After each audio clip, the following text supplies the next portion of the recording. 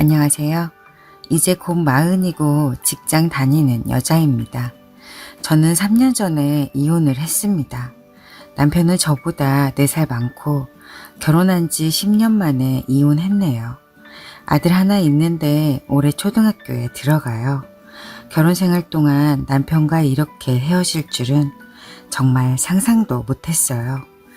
그 일이 일어나기 전까지는 저희는 아이 키우는 평범한 부부였거든요.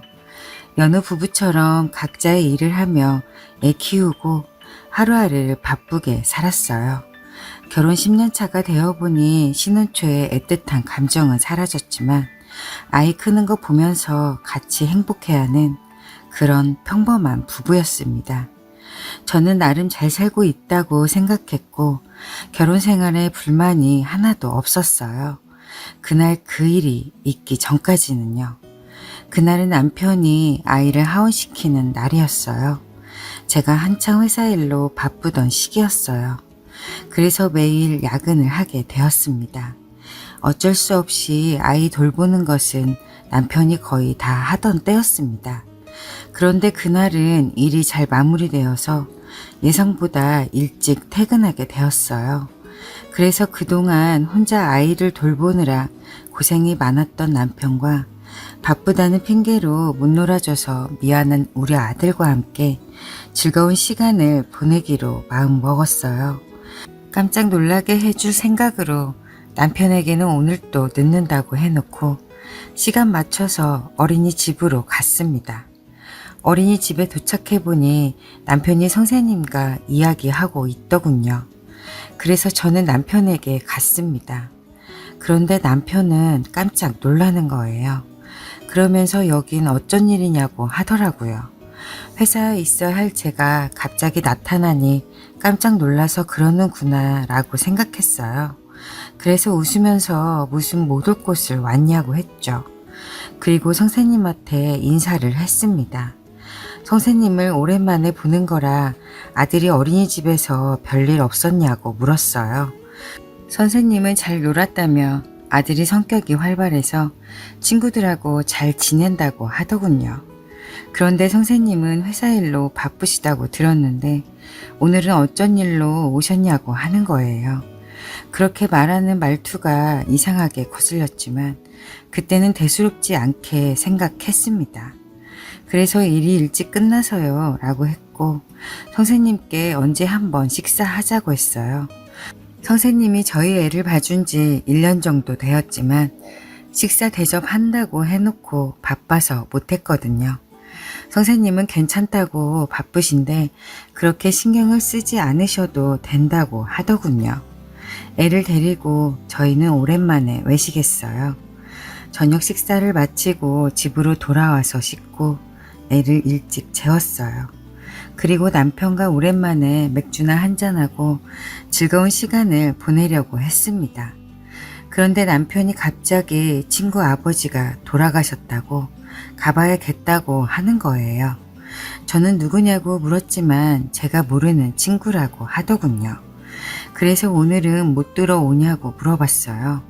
남편은 아마 못 들어올 거라고 하더군요.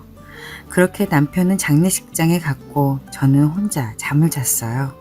다음날 일어나 보니 남편이 안 들어온 거예요. 전화해보니 이제 들어오고 있다 하더군요. 주말이란 저는 좀 늦장을 부리려고 침대에서 뒹굴뒹굴 하고 있었습니다. 하지만 아들이 깨서 배고프다고 저를 보채서 일어날 수밖에 없었어요. 그렇게 아들 아침을 차려주고 먹는 거 지켜보고 있으니 남편이 집에 들어오더군요. 저는 피곤해서 어떻게 하냐고 아침 차릴까? 라고 물었어요.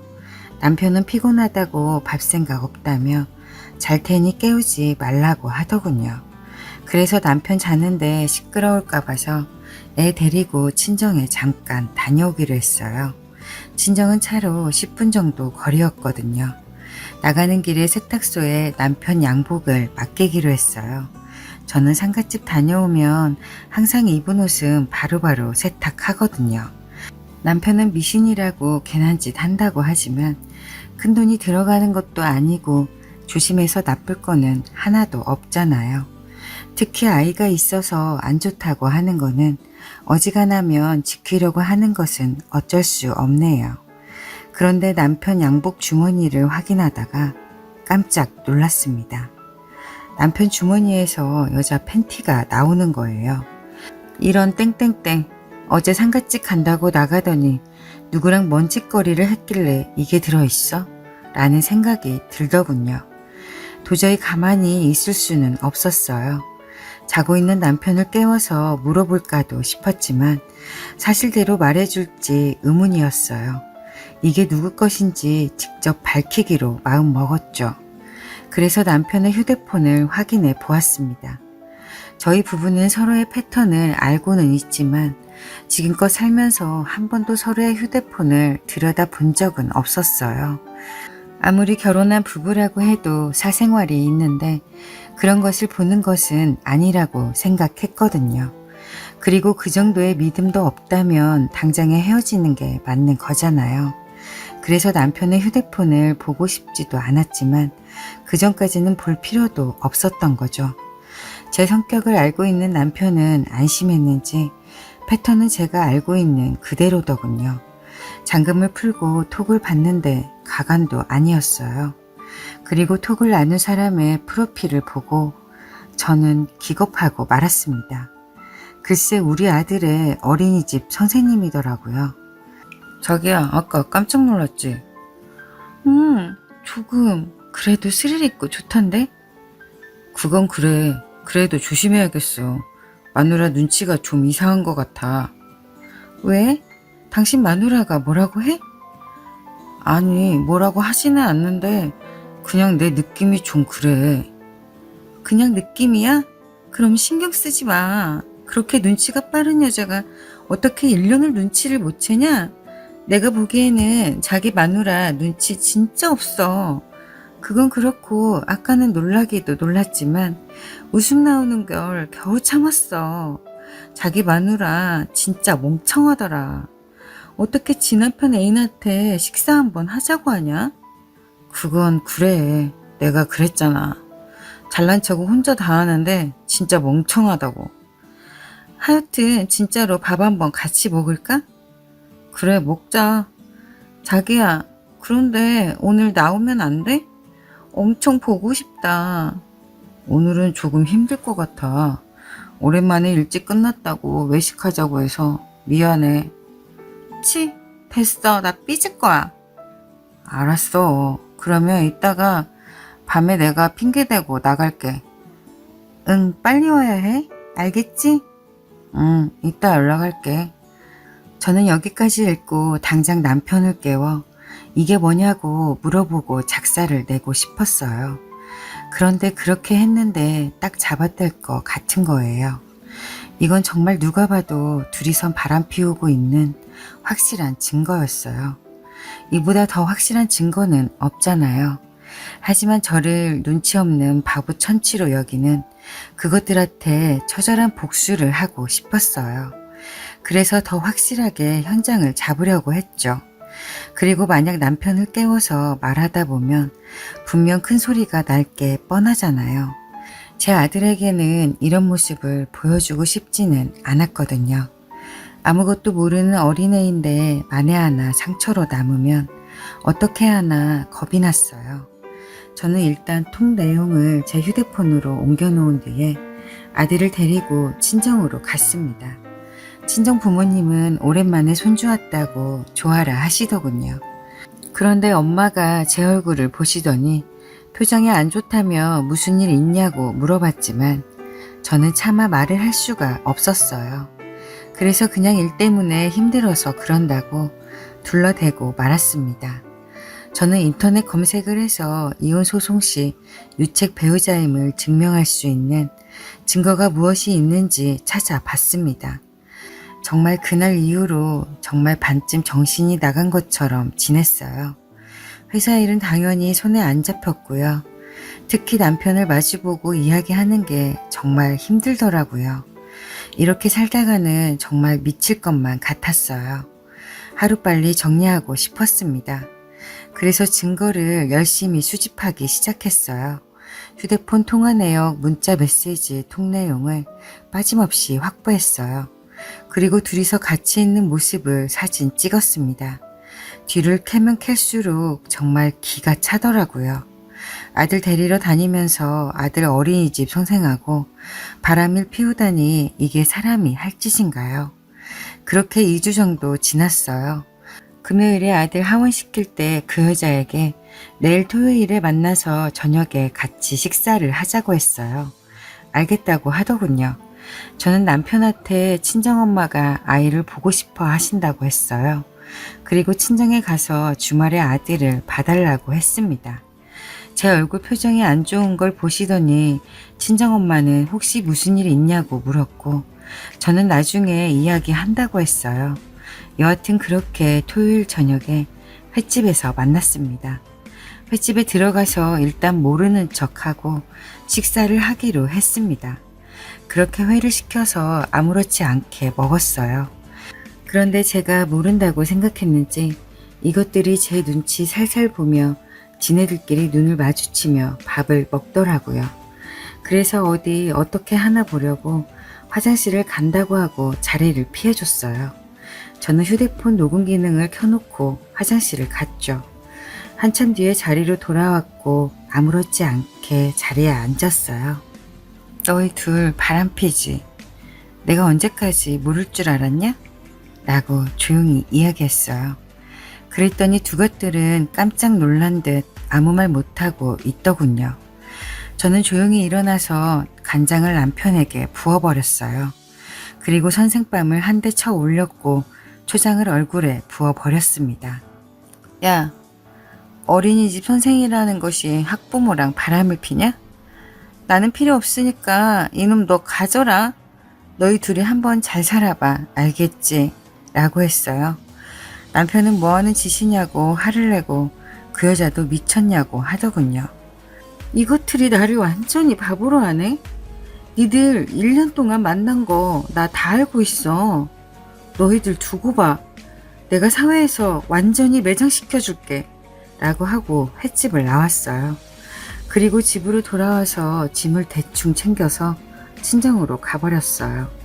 남편이 전화를 계속 해대더군요.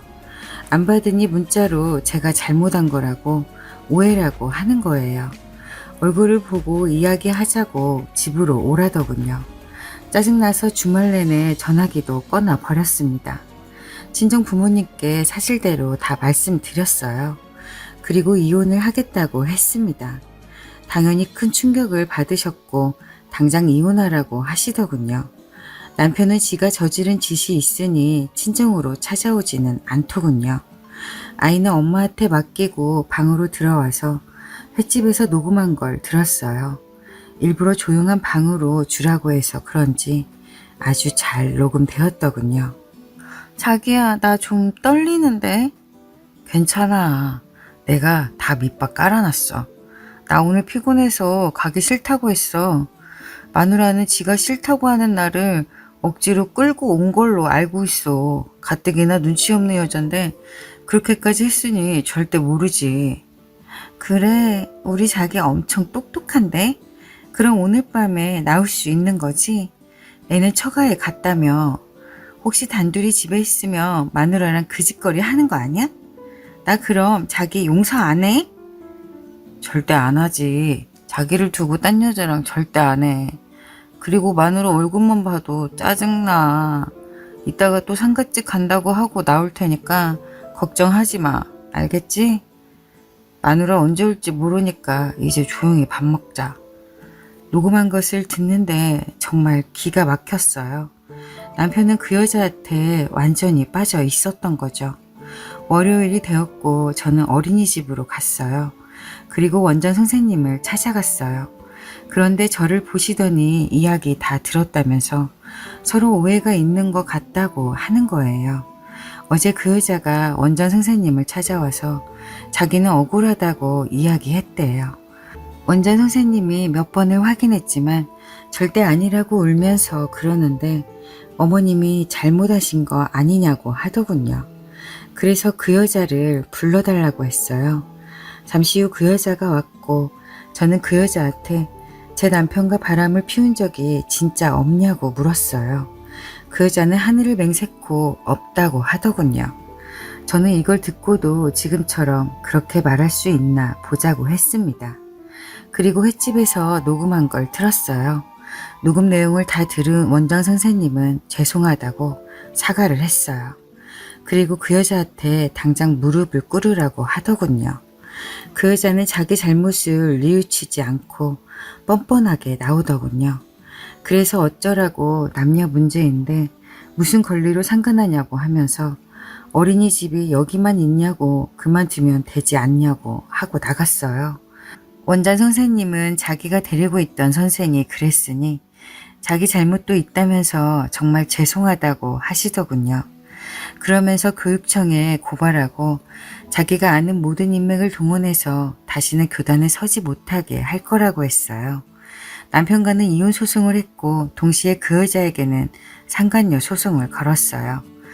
변호사님이 이런 경우가 많은데 교사 같은 경우 가정이 있는 걸 뻔히 알고 있는 학부모와의 분류는 악질로 본다고 하더라고요.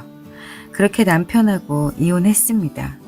남편 회사에도 다 퍼뜨려버리고 회사를 못 다니게 만들려고 했지만 남편이 그러면 양육비를 어떻게 주냐고 봐달라고 하더군요. 대신 재산 분할을 제게 유리하게 했고 위자료도 원하는 만큼 받아냈습니다. 그리고 그 여자한테도 위자료를 받았습니다. 상간녀 소송 중에 그 여자한테 만나자고 해서 한번 만났어요. 물어볼 게 있었거든요. 남편 정장 속에 있던 팬티에 대해서요. 남편이 집에 입고 오는데 그럴 리는 없었고 그 여자가 집어넣은 게 분명하잖아요. 그렇게 하면 걸릴 게 뻔한데 왜 그랬는지 궁금하더라고요. 그래서 물어봤어요. 그랬더니 제가 마누라인 척 하는 게 꼴보기가 싫었대요. 도대체 무슨 말인가 했지만 뒤이어 한 말을 듣고 왜 그랬는지 알 수 있었죠.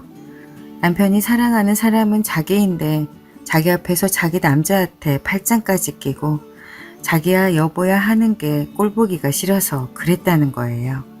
그냥 미친 여자라서 그랬던 거였어요. 도대체 어떤 정신상태를 가지고 있으면 저런 생각을 할까 의문이었어요. 하긴 가정 있는 유부남과 만나는 여자가 제정신일 리는 없죠. 이혼하고 반년쯤 지났을 때 남편이 그 여자와 헤어졌다고 다시 시작하자고 하더군요. 잠깐 한눈 판 거라고 이번 한 번만 넘어가 달라고요. 잠깐 한눈? 나는 너의 그 잠깐 때문에 속이 문드러지고 다 썩었다고 했어요. 그런 말을 할 거면 다신 찾아오지 말라고 했죠. 너랑은 죽어도 다시 시작하는 일 없다 했어요. 그 뒤로는 다시 시작하자는 말은 하지 않더군요. 아이는 어쩔 수 없이 보여주네요. 그래도 아이한테는 잘하는 좋은 아빠였거든요. 툭 까놓고 이야기하면 남편은 가정을 파탄냈으니 좋은 아빠는 절대 될 수 없는 인간이죠. 벌써 3년이나 지난 일이네요. 그때는 정말 하루하루가 힘들었어요. 하지만 지금은 그때 일을 떠올려도 아무렇지 않네요. 이제는 완전히 남인데 괜히 저만 열올려서 좋을 게 하나도 없잖아요. 친정 부모님은 재혼하라고 하시지만 저는 결혼 안 하려고요. 결혼 생활에 질려버렸거든요. 지금은 아들을 바라보고 살려고 해요. 그러다 나중에 친구 같은 편한 남자가 있으면 하고 없으면 말려고요. 솔직히 지금 그런 사람이 옆에 있기는 해요. 좀 지켜보면서 신중하게 결정하려고요. 긴 이야기 들어주셔서 감사합니다.